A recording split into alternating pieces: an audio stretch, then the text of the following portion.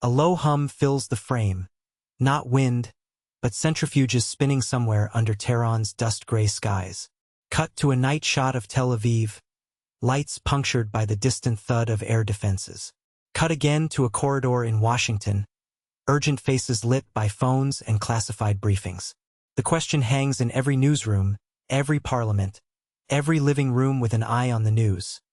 How far has Tehran really gone, and why is the world suddenly on edge? This film is an attempt to answer that in plain language. Not with alarmism, but with pieces, history, hard evidence, and the cold arithmetic of strategy.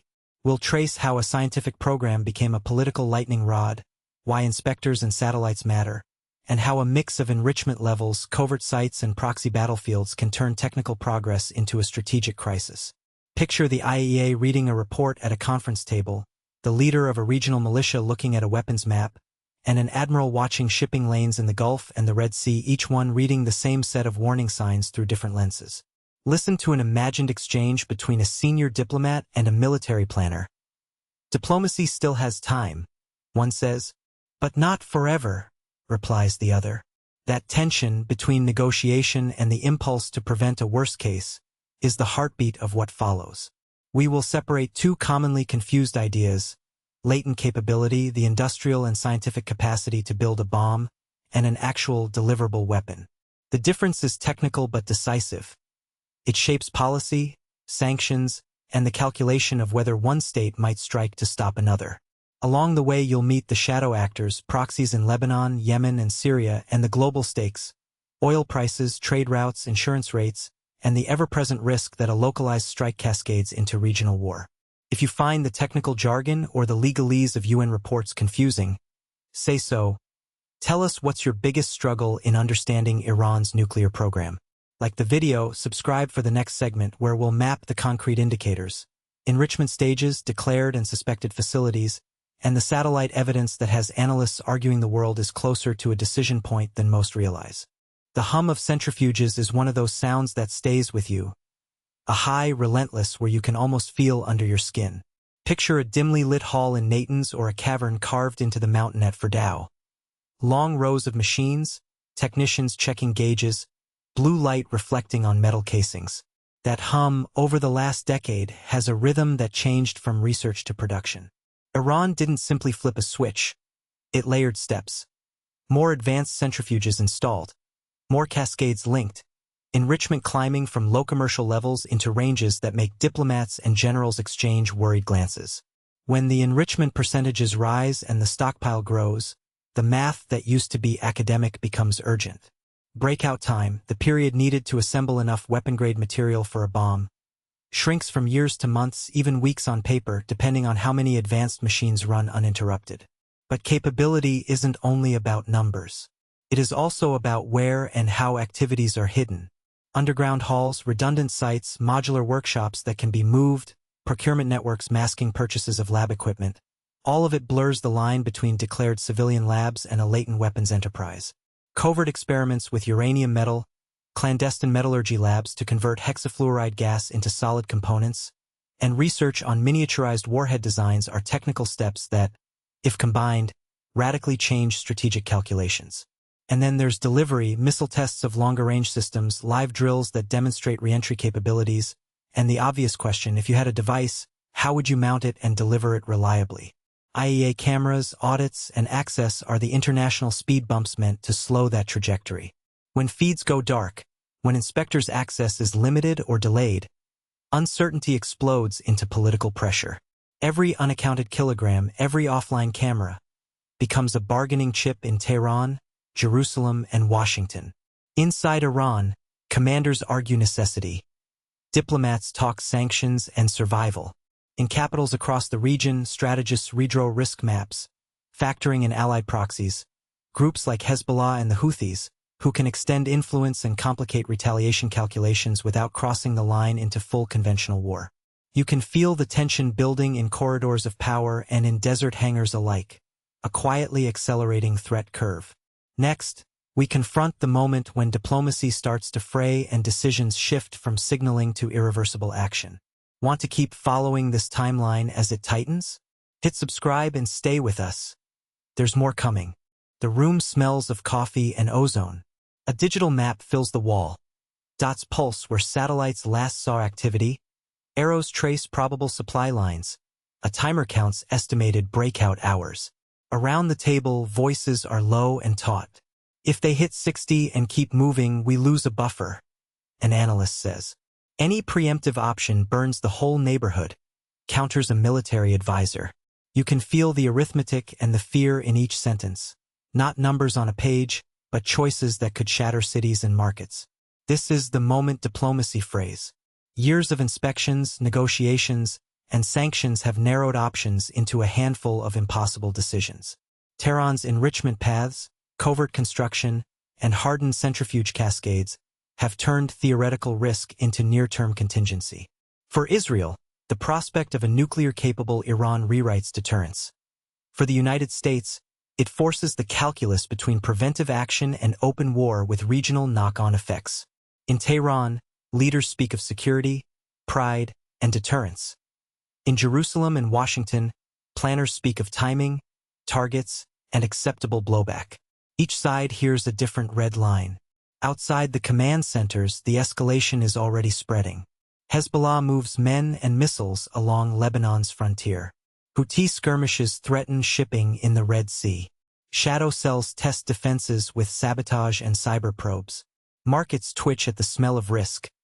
Tankers reroute, insurance spikes, and global oil prices jitter. Ordinary people, fishermen in Aden, commuters in Tel Aviv, shopkeepers in Tehran, live the immediate cost while capitals measure strategic consequences. What makes this hour dangerous is not a single weapon but the collision of incentives. A regime racing to secure deterrence, an adversary unwilling to accept a strategic shift, and allies whose patience is thinning.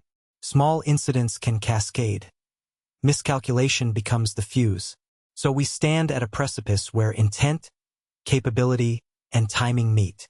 In the next segment, we follow the less visible battles that have already begun. Sabotage, targeted assassinations, clandestine strikes, and sanctions that make war without formal declarations. Which thread worries you most? The technical race, the chance of preemption, or the regional fallout?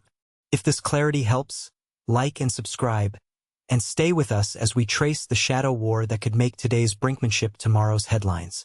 By the time the diplomats stopped talking, other hands had already started breaking things. The scene shifts from the sterile briefing rooms into the gray pre-dawn quiet of covert operations. A lab in Natanz with a single generator coughing to life.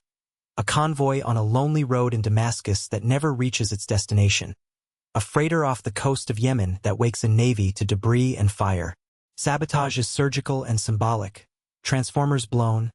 Centrifuges disabled with a precision that leaves investigators asking which intelligence service left the calling card.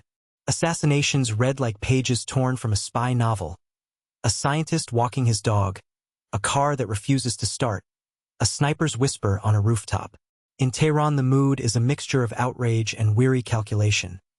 In Tel Aviv, a cold satisfaction that deterrence can be enforced in the dark. In both capitals, the message is the same. Do not cross my red line. The shadow war is not only bullets and bombs. Cyber teams inside unknown basements probe IAEA databases and industrial control systems. Hackers turn factory floors into silent witnesses to an invisible hand. At sea, small fast boats and drone swarms make shipping lanes unpredictable. Insurance premiums spike, tankers reroute, and markets register fear before the morning news does. Hezbollah fires a salvo in response to a perceived slight. The Houthis launch drones into the Red Sea. Each move is calibrated not to start a full-scale war, but to send a firm, painful signal. Intelligence officers trade fragments of truth. Intercepted messages. A face on a grainy video. An unexplained shipment. Analysts stitch these into warnings for foreign ministries that already know the stakes. Diplomacy becomes a parallel battlefield. Sanctions are sharpened. Resolutions are drafted late at night. Envoys plead for restraint while domestic audiences demand action. The UN hears statements thick with accusation and the same thin hope of cooling the spiral. Meanwhile, ordinary people pay the bill. Ports slow, prices rise. A fisherman on the Gulf mutters about fewer boats leaving at dawn. For many, The war is now a constant background noise. A neighbor's fear, a market report, a schoolteacher explaining why the world feels more fragile. Which part of this shadow war unsettles you most? The sabotage, the assassinations, the cyber brinkmanship, or the proxy strikes across seas and borders? If this unpacking helped, like the video and subscribe for the next segment, where we map the final slide toward open conflict and ask, what happens if brinkmanship tips into real war? The quiet after an explosion is never quiet for long.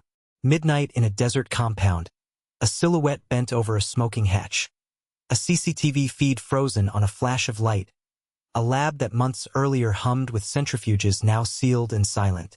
These are the images of the shadow war, the slow, deliberate erosion of options that never shows up on a battlefield map but changes strategy all the same. Covert sabotage and targeted killings have been the blunt instruments of choice. A car bomb that takes a scientist from his home, a mysterious blast at an underground facility, a virus buried inside control software. Each act sends a message and leaves room for deniability, and that gap between who did it and who pays the price is where miscalculation lives. Inside intelligence centers, analysts stitch together fragments, intercepted calls, social media chatter, satellite photos with burned-out roofs. We can't prove it in public. One analyst tells a weary operations captain over coffee, but the pattern is unmistakable. Out in the Gulf, shipping companies reroute. Captains scan the horizon for fast attack craft and drones. Insurance rates climb like a slow tide. On the diplomatic stage, governments issue calibrated condemnations, impose fresh sanctions, or leak snippets to shape a narrative without committing to escalation. Proxy groups amplify this deniability into kinetic force. A missile from Lebanon, drones over the Red Sea, speedboats shadowing a tanker. Each is a reply designed to avoid an all-out national exchange but to increase the cost of restraint. The calculus is precarious. Israel's covert strikes and cyber tools aim to delay Tehran's program. Iran and its proxies respond with asymmetric hits that threaten global commerce and civilian lives. The result is an increasingly crowded escalation ladder where each rung looks safer than it is. And then there is the fog, false alarms, unexplained technical failures, an intercepted warning that never reaches a commander in time. In that fog, a misread headline, an overhasty order, or a single strike taken as deliberate could blow open the door everyone is trying to keep shut. What worries you most about this quiet, dangerous war beneath the headlines? Think about that, and if you want the final act, what happens if brinkmanship breaks? Stay with us and subscribe for the conclusion.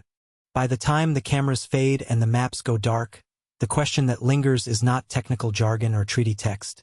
It's the human ledger of risk. Picture a port in the Gulf where crews wipe oil-slicked hands and watch a tanker take a different lane. Imagine a family in Haifa staring at the night sky the way people once watched thunder, waiting. Somewhere else a diplomat sips bad coffee under fluorescent light, counting red lines on a legal pad while an intelligence officer on the phone says, quietly, "We can delay them, but not forever." Those small, intimate scenes add up into global consequences. A move toward a bomb would not be a single headline, it would be a cascade. Insurance rates for shipping spike, Brent climbs, markets wobble, supply chains that pretend to be stable suddenly reveal their seams. Remember, the IAEA inspectors are the slow, granular check on a rapid sprint. They tell us enrichment levels, material inventories, and when transparent monitoring frays the uncertainty grows. Latent capacity, the technical know-how, clandestine facilities, missile delivery options, is terrifying because it shortens the clock. A bomb is a discrete, catastrophic step. Latent capability is the pressure cooker. Decision-makers in Tehran, Jerusalem, and Washington know both the physics and the politics. That knowledge breeds deterrence, but also temptation. Some will argue prevention is cheaper than containment.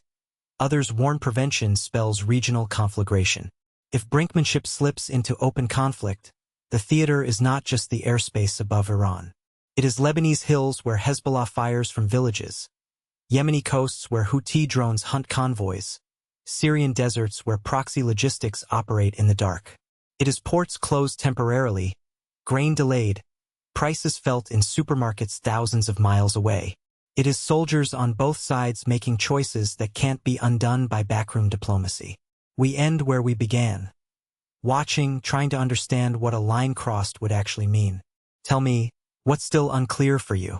The technical bits, the political calculus, or the real risk of preemption? If this helped untangle a few threads, give it a like and subscribe for the next breakdown.